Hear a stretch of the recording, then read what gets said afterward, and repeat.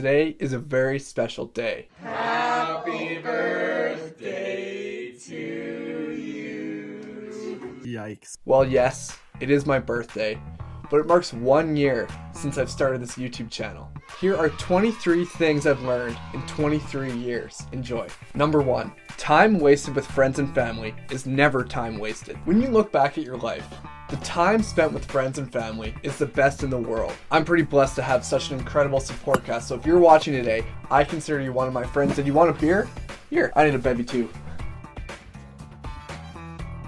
Thank you for being here.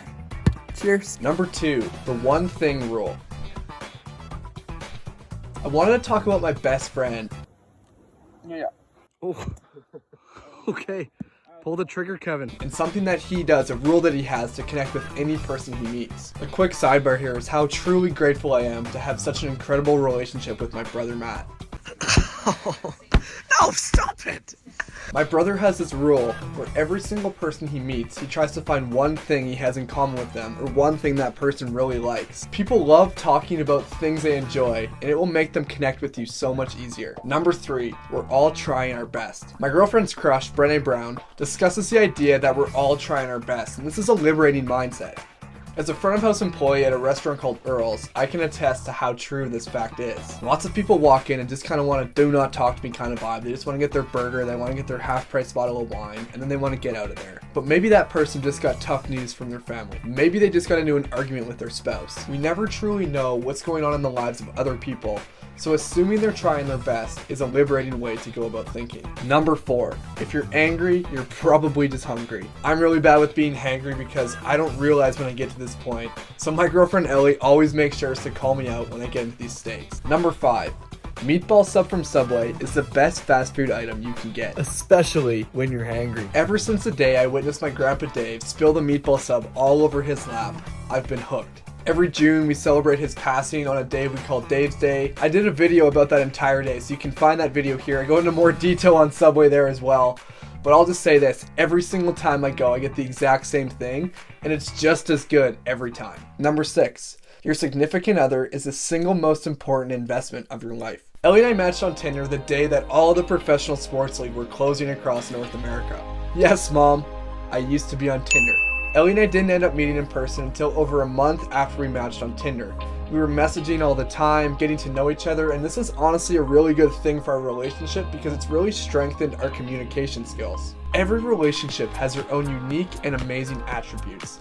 And what really resonated with me about Speb and something that's so special to me is that her and I have written a letter to each other every single time we've seen each other since April of 2020.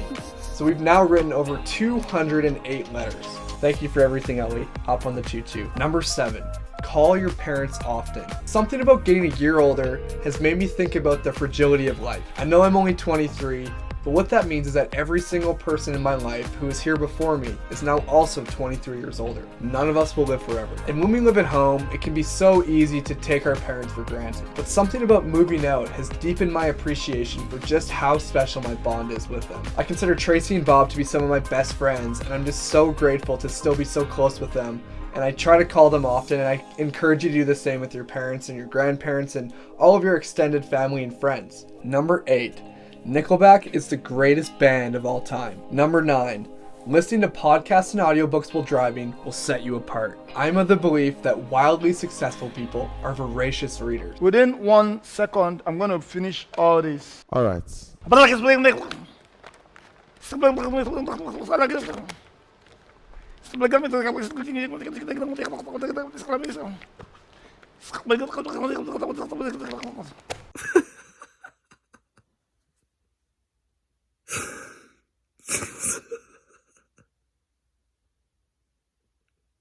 It's bold. Bill Gates reads roughly 50 books a year. Warren Buffett is said to read 5 to 6 hours a day. Mark Cuban reads about 3 hours a day and had a compelling quote when he said the following: "Everything I read was public. Anyone could buy the same books and magazines. The same information was available to anyone who wanted it. Turns out, most people didn't want it." If you have a commute to work every day, then that's 20 minutes, 15 minutes, 40 minutes, whatever it is, that you can invest every single day into hearing new perspectives and growing your mind. Reading is something that will genuinely set you apart from your peers. Number 10, Life will be a struggle, so why not struggle doing what you love? If I'm being honest, I used to believe that the people I look up to had everything going for them. The lives of professional athletes look incredible. The lives of movie stars look incredible. Chad Kroger's life looks incredible. But with age, I've learned that no matter how great your life may appear, you will always have struggles. If that's the case, then why not struggle doing what you love? Struggle doing something that will impact the world. Being confined to a job you hate is not appealing to me, and I truly believe that if you follow what you love to do, it will have a way of working itself out for you, even if it's not in the way you expect. Number 11, have your alarm clock in a place that forces you to get up. There are two key factors in determining my success every morning: waking up at 3 in the morning and cold showers.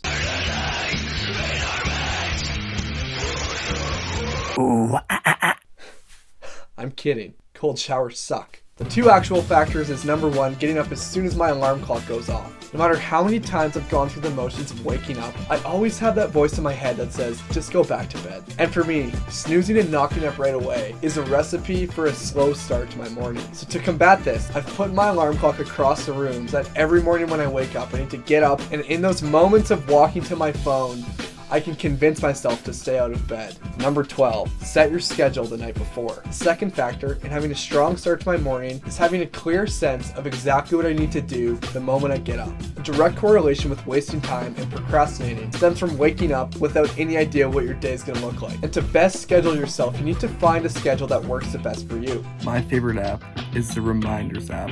Number 13, minimize social media. Ladies and gentlemen, I have an addiction.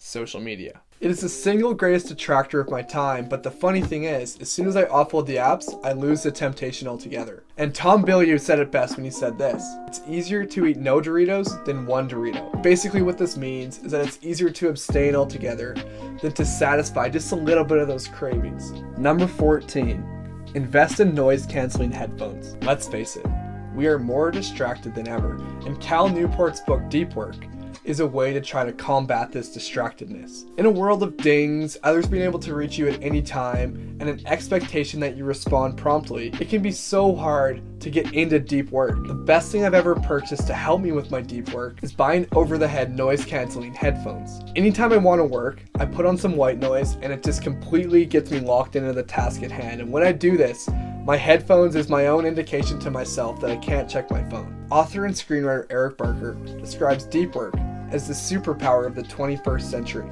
Number 15, be that person. That person is a type of person I've created who genuinely wants nothing but the best for other people. They are willing to go above and beyond to help others live in line with the person they wish to be. This is done without any sort of hidden agenda. All that they want in return is for you to pay it forward. In a world where you don't know what others are going through, you're responsible for how you behave. I choose kindness, and I choose to be that person. Number 16, chips will make any sandwich better. The extra added crunch combined with the salty goodness, it's magical. Actually, no, I need to get the chips in. I get weird looks from people seeing me stuff my sandwiches with chips, but after I convince them of this delicacy, they can't help but join me. As Kevin Durant famously lives out, if you can't beat them, join them. Feels so good to get that jab in on you, Kevin. Take that from me and my 40 viewers. Number 17, M&Ms belong in popcorn. And to compound my strange eating habits, I don't believe butter belongs in popcorn. It makes your hands sticky. When I go to push up my glasses, I get butter on them and it makes the glands all greasy, and it just, no thanks. So if you want to change your life, try M&Ms in your popcorn. Okay, that might be a little bit exaggerated. Or you can just keep going with your dull, experience-free popcorn with butter. Like, M&Ms belong in popcorn. Number 18, be kind, especially to yourself. They say you're a reflection of the people you spend time with. Well, guess what? You spend a heck of a lot of time with yourself. And I'm sick and tired of hearing you talk badly about yourself.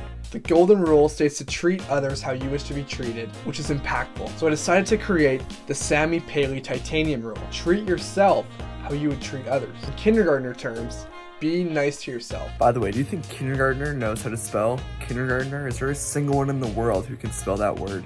I need answers. Number 19, live clean. Among the many great life lessons I've acquired from my dad, live clean is at the top of the list. Quite simply, to live clean means to do the right thing. Do the things that enable yourself and others to live the best possible lives they can. The lines between being that person and living clean can get a little bit blurry, but at the end of the day, it's all about just living in line with the person you wish to be. Some examples include eating clean, telling the truth, genuinely wanting the best for others. Life provides enough weight on our shoulders and we don't need to add more ourselves. Number 20, be where you are. There's no denying that the world is becoming increasingly hooked on technology. Listen to this. Physicist and popular author Nishio Kaku, I totally just butchered how you say that, but he said this: "Today, your cell phone has more computer power than all of NASA back in 1969, when it placed 2 astronauts on the moon." That's insanity! And with this great opportunity also comes great harm. One of the many ways we're seeing this impact is how we interact with each other. As my phone habits have become more and more prominent, I've made it more of my mission to connect with others around me by disconnecting from my phone.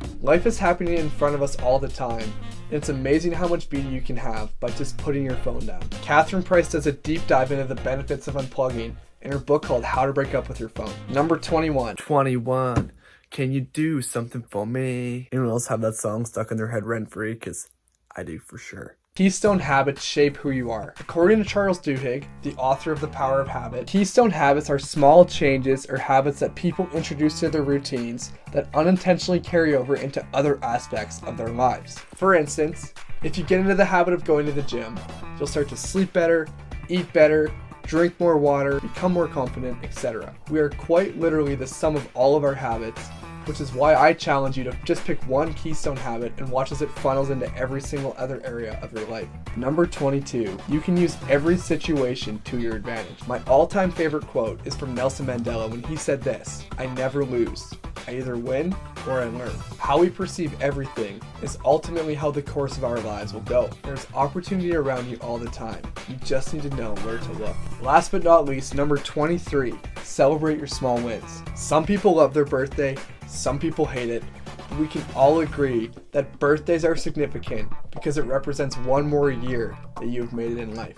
That's enough reason for me to celebrate it. All of our lives will come to an end at some point, which is why that's enough reason for us to celebrate every single birthday, every single year. We all contribute to the world, and that impact we have should never be underestimated. So when you go out of your way to be kind to other people, to listen intently, to share other stories, that should be celebrated. We are officially 1 year in on this channel, but I can assure you we are just getting started on this journey. Take care, everyone. Your viewership and subscription mean the absolute world to me, and you've made my 23rd birthday so special, so thank you so much. Look at that, 1 year of paper clips, and it's starting to fill up a little bit. Keyword is a little bit, but still, this thing's getting more full every single week. Thank you for being here.